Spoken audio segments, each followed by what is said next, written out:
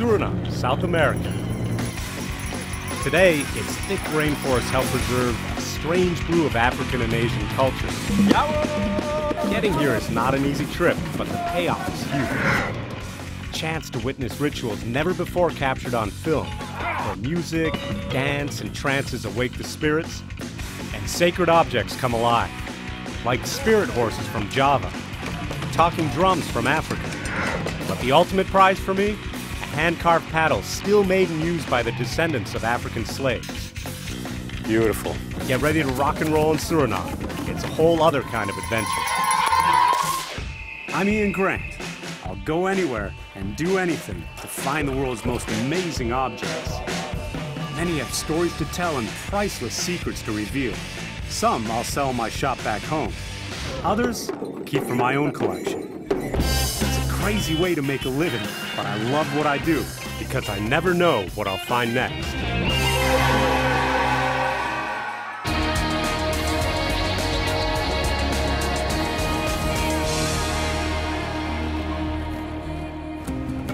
When exploring Suriname, you have to start in the capital of Paramaribo. This is great. I actually get a great kick out of this. We're driving on the right side of the car in a totally unfamiliar city. People all over the place walking across. It's like a real-time video game. Suriname's in South America, wedged between the two Guyanas. The capital, Paramaribo, sits near the coast, but head south and it's rainforest all the way to the Amazon. The first people here were the Amerindians, who still keep their culture alive. Then came Dutch settlers, who brought African slaves to work the sugar plantations. After slavery was abolished, they brought over Chinese contract laborers, and workers from India, and Indonesians from the island of Java. For its size, Suriname has one of the most diverse populations in the world, which makes it fantastic, because with so many cultures, there's lots of unusual objects out there. Cyrano? Hey, Ian. Hey, all right. Nice to meet you in person. Yes, man. Welcome at last. Yeah, definitely. Yeah, come on, ready let's to go. take off? Yes, we go. We hit for the plantation right away. Cool. My guide Serrano is taking me upriver to an old sugar plantation where Javanese descendants still live. Tonight, they'll be doing an ancient ritual dance called Jadalan. But the object I really want to see, spirit horses, said to put dancers into a trance. This place is amazing. I mean, it's absolutely gorgeous. Nobody's here. There are no tourists here. This has to be like what the Caribbean was 50 years ago. I like it a lot.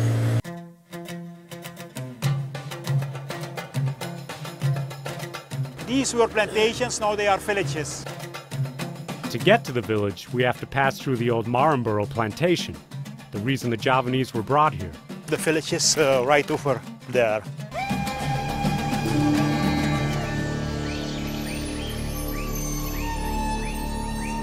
It was a slave plantation, and for hundreds of years it was the biggest sugarcane plantation of Suriname.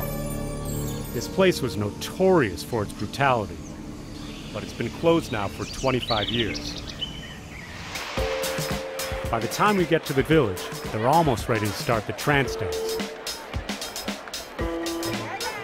This is great, you know, everyone's got this sort of sense of expectancy, all these kids on these pallets hanging out ready for the big trance dance. You ready for this thing to get started? Yeah! I get my first look at the famous spirit horses, the mystical object at the center of the ceremony. The whole ritual starts with the horses. By dancing on the horses, they allow the spirits to come into the dancer who's riding the horses. Everything is out of balance. Yeah. What did he say? He said you have to be careful with it and you have to put it on a decent way back because I'll spirited listen horse. to him, absolutely, yeah.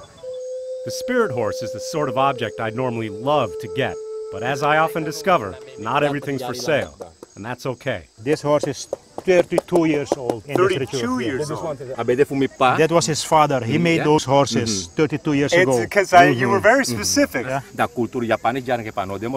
Okay, so he's taken over the management of this thing from his father, and he have to keep the family tradition because this is in a family. You know, I buy stuff all over the world, but there are objects that it just doesn't seem right to even think about buying. This actually is one of them. No, It no. belongs here and it should stay here, at least in my mind. Because this horse has gone through so many rituals to get its value. Yeah. Yeah. No, it's something that you look at and enjoy. Yes. Yeah. That's beautiful. I may not be buying the spirit horse, but I do get something almost as valuable. The rare chance to witness this trance dance. It's the first time in Suriname this has ever been filmed. This ritual started 500 years ago when Islam came to Java. Those who resisted the new faith called on animal spirits to give them supernatural powers in battle. So through each shift in the music, the spirits are getting closer and closer to getting into the dancers.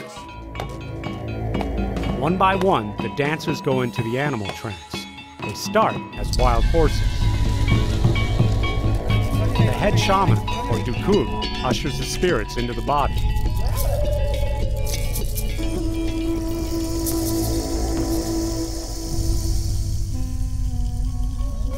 If the spirit's too powerful, the dancer can hurt himself.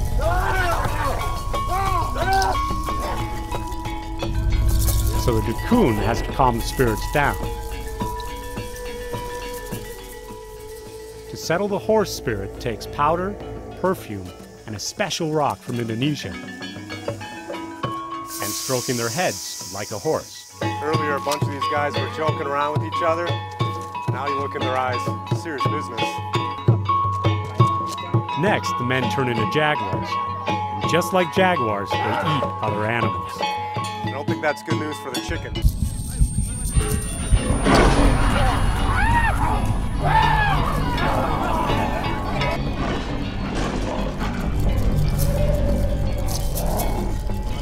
So are they really in a trance, or is it all an act?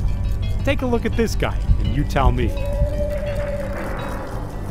Then, with a wave of the spirit horse, the monkey takes over. The monkey part of the trance dance, clearly why the crowd shows up.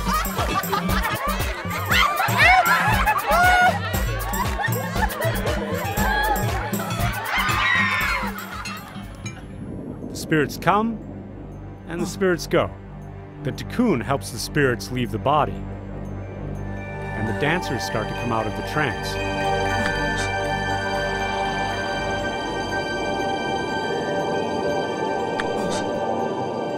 Last guy's out of the trance, festival's over.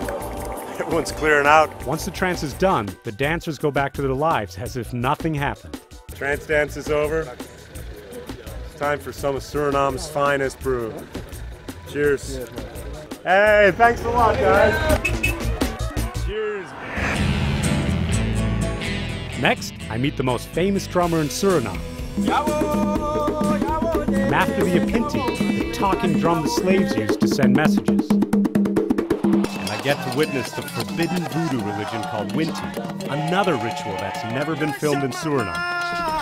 Then later, I fly deep into the rainforest to find the descendants of escaped slaves.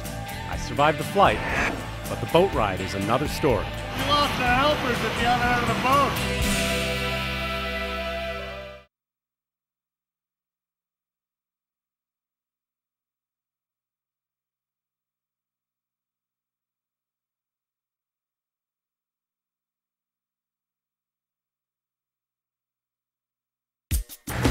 I'm in Suriname, South America, but at the moment, that's about all I know.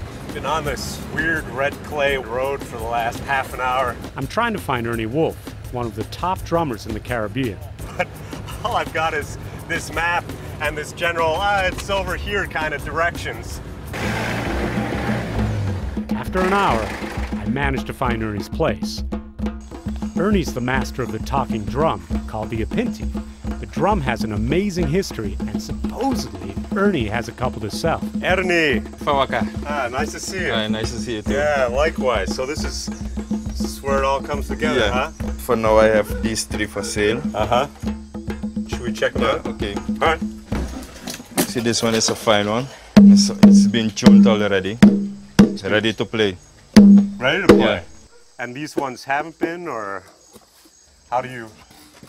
You just do this Knock with it a in. hammer, yeah, and you get it tuned.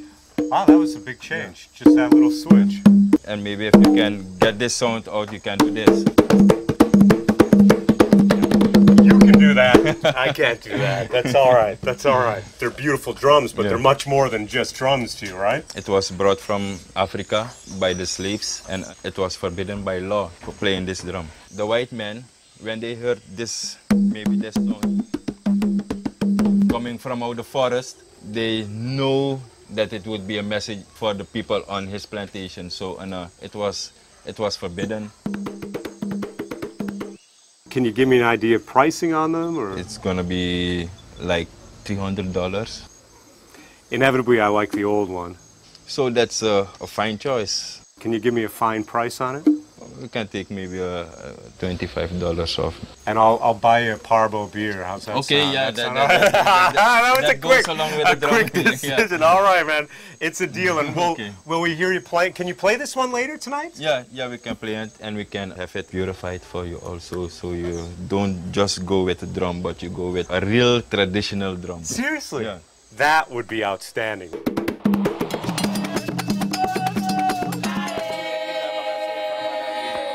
Being able to buy the drum is great, but having it blessed at a genuine Winti ceremony is way more than I expected.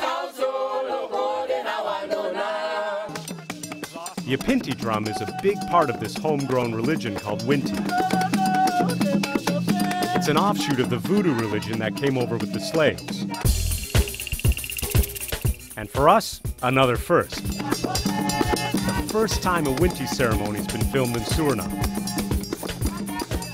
It's a hell of a lot more festive than when I was a kid sitting in a church pew at 10 in the morning on Sundays. These people believe there are healing spirits called Winti all around. They never know which person the Winti will enter, but when it does, the trance begins. During the ritual, everyone drinks beer to welcome the spirits. Now you are one with a drum, so maybe you get in trance also. You never know. More beer and I will. One thing about the people in Suriname, they don't hold back. The Winti are definitely making their presence known.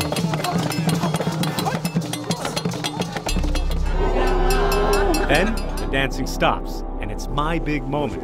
The drum I bought from Ernie gets a Winti blessing from the head priest. You give it back.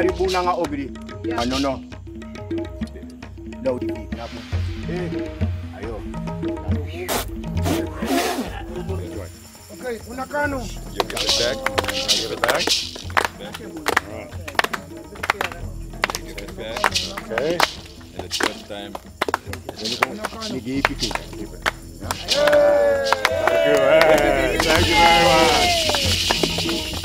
Very good. My next trip, by plane. It's the only way I can get to where I'm headed, into the heart of the rainforest. That's where I'll find the Maroons, descendants of slaves who escaped into the jungle, and hopefully get to buy the carved paddle they're famous for. It's a neat paddle. I haven't seen one like this anywhere else in the world.